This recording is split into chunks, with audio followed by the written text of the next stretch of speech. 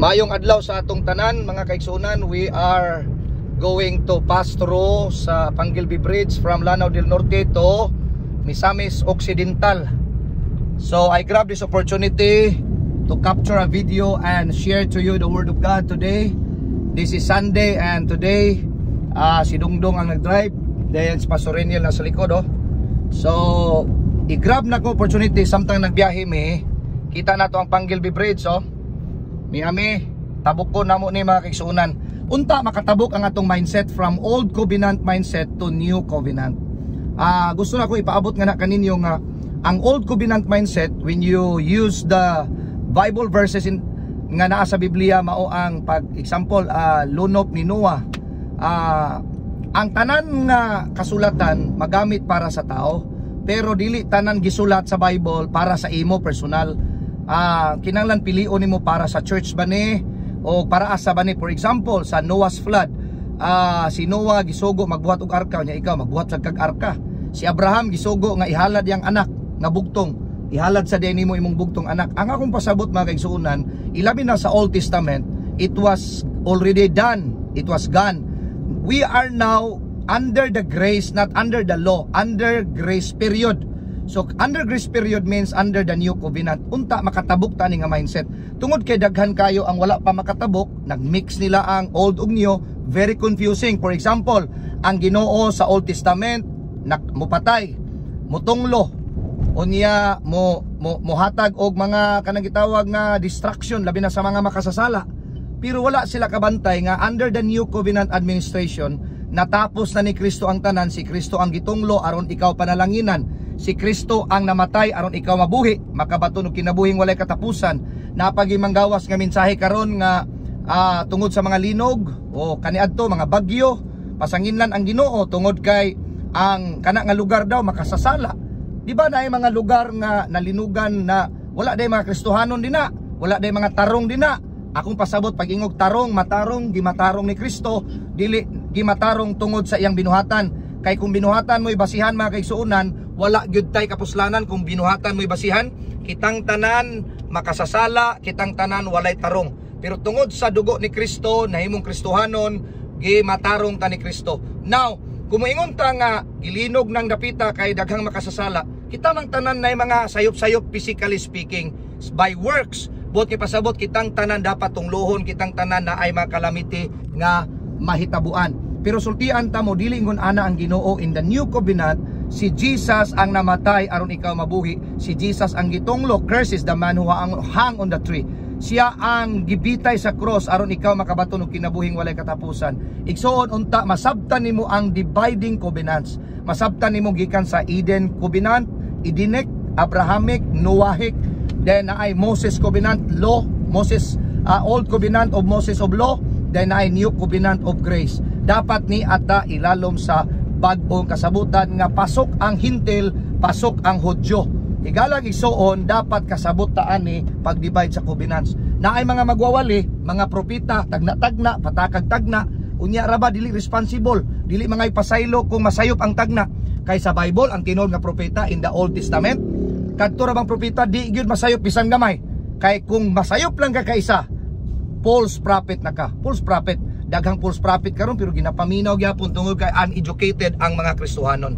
O dili lang na ang propeta in under the new covenant to speak out, i-speak niya ang finished work of Jesus. Dili siya mag-speak sa unsay mahitabo pa, kundi i-speak out niya og unsay nahitabo na. Og ang nahitabo mao kadtong maayong balita nga si Kristo namatay pagpasaylo sa tanan natong mga sala. Siya nabanhaw pagpamatuod nga kita iyang matarungon dito siyang amahan. Og nabanhaw siya nagpamatuod nga dili lang siya tao, kundi tinuod siya nga Dios, mga higalag, mga kaigsuunan. Now, gusto na akong balikan kining issue aning sa mga linog nga pasanginlan ang Ginoo. It's not God ang author sa mga linog, bagyo, kasakit, katalagman. Kay kung ang Ginoo pay author igsuon sa kamatay, mura man siya ipasanginlan nato nga suspect, mura siya giyawa. Kani bitaw nagwali nga ang Ginoo mo'y nagpatay, mura siya giyawa. Ang yawa ramay mo patay. John 10:10, the thief come to kill, to steal, and to destroy. But Jesus said, I have come to give you life and have it more abundantly. Yawanon nga mga plano, pagpatay, paglaglag, di ba? Mo na yawanon nga plano nga ilaglag ni ang imong kinabuhi. but God is our Savior. Siya ang atong manluluwas. Siya ang nagluwas ka natong tanan, mga kaigsuonan. Now, as a Christian believer, mao nang mensahe nako karon nga Domingo sa mga simbahan nga akong atuan from Lanao del Norte, Zamboanga del Sur, and Osami City today. That is why nagbiyahe pa mi aron magwali pa ko niini. Now, isulti nako ninyo, dinhi sa New Covenant, masabtan unta nato that God is not mad at you anymore. God is going to bless you. Now, kung moingon kag judgment, dili pa karon ang judgment time sa Ginoo. Kung imong tan-awon ang Biblia, panahon ni Noah naglunop ang Ginoo ginagpalunop adto kay judgment man to mga igsuon sa mga makasasala. Pero ingon ang Ginoo dito sa rainbow, kaning rainbow morning timaan, kabalo ba mo sa istorya na? Timaan nga di na ko magpalunop sa to pa kung nunay lunop-lunop karon, dili na ni tinuod nga lunop. Dili pa ni lunop kay ang lunop panahon ni Noah tibuok kalibutan man to.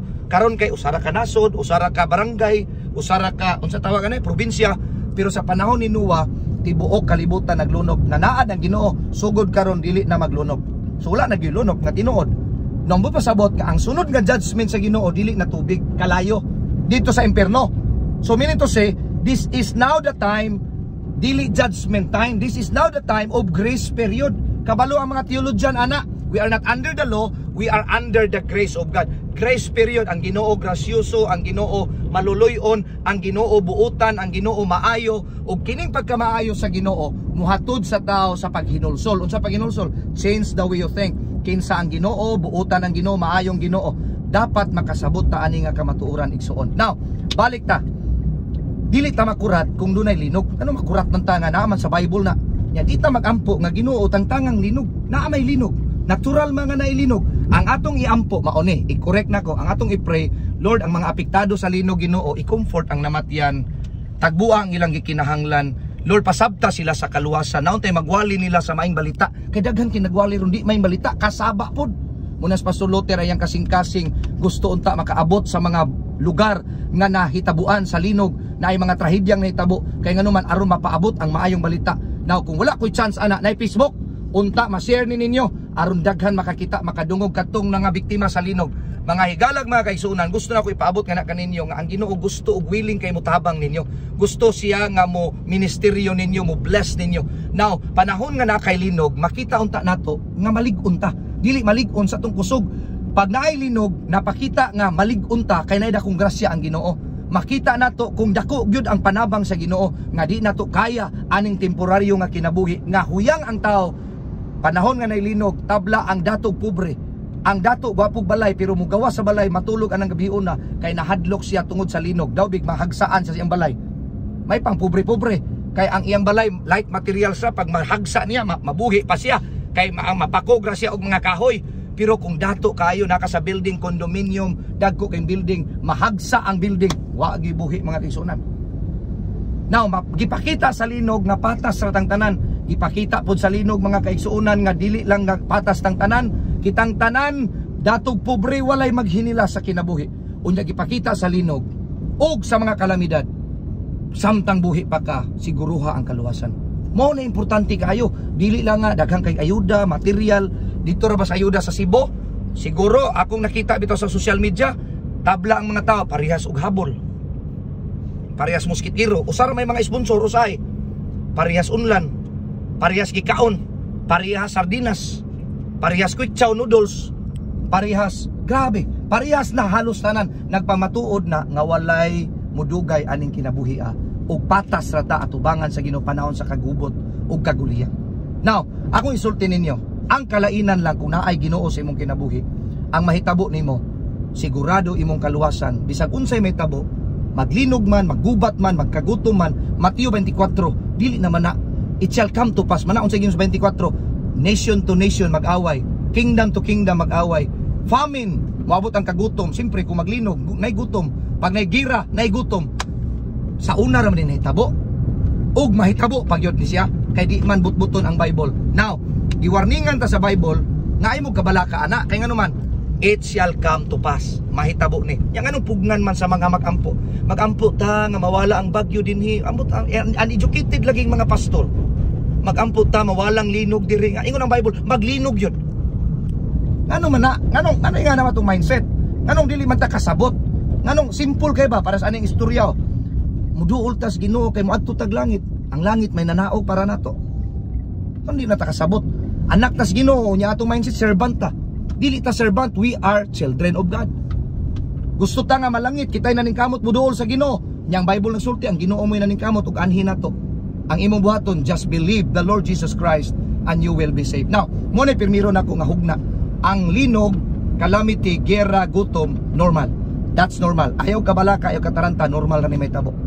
Ang pinaka-abnormal, kung sa dihang may tabo ni, mga matay tang tanan. Apil ka og ako, ang pangutana, andam ka na ba? Mo na pangutana. Naaba nimo ang kaluwasan. Nya ang nagtudlo ron sa mixture, mixing law og grace, way sigurong kaluwasan. Ayaw gyud mo tuo ana. Daghan kayo karon nga mga tumba-tumba, pagmata, pagbangon, wa gyapon nakasabot sa kaluwasan. Ma-mindset lang nga nakalakaw, pag ulis balay, wa gyapon kalakaw. Now, I really respect that kind of ministry. But sad to say, all of those ministries will not respect the message of the grace of God. Na unta, kitang tanan, naaaning grasya nga minsay.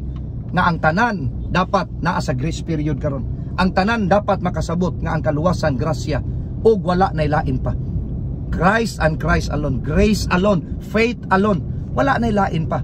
Now, gusto na akong ipaabot nga na kaninyo pod. Ang linog pod, pwede pong gamiton sa Ginoo pagsulbad sa imong problema. Kay nung mo, sa Book of Acts, silang Pablo sa Silas, nagdaig sa Ginoo na priso. Kabalo ba mo, ang hinungdan bitaw nakagawa sila sa prisuhan, naglinog. Gigamit sa Ginoo ang linog, dili ang Ginoo nagpalinog, pero gigamit sa Ginoong linog aron nakagawa sila sa bilangguan. Kinsa may di magpagawas, kamo daw kuno namos building. Ningon gyud ang warden dito manggawas ta. Pero nag-uol biyang warden dito mga kaigsunan, nganong na nga nakakagawas ang mga binilanggo tungod sa linog. Nangaabli man ang mga pultahan. Maghikog na unta ang warden, ingon din si Paul ug si Silas, ayaw hikog. Mas maayo pa, giwalihan pa. Believe on the Lord Jesus Christ and you will be saved, you and your household. Sa yunan ka, maghikog na unta ang warden, pero naluwas pa gyud siya. Sadyang mituo siya na si Kristo ang Ginoo sa iyang kinabuhi. Gigamit sa Ginoo. Ngano na priso man si Pablo ug Silas? Tungod kay nagwali sa maing balita, dili tungod kay nangurakot, dili tungod kay nagawat, tungod kay nagwali sa maing balita. Pero samtang na sila sa prisuhan, kalma ug relax sila. Nakaako pa sila sa pagkanta o pagampo dito sa bilangguan.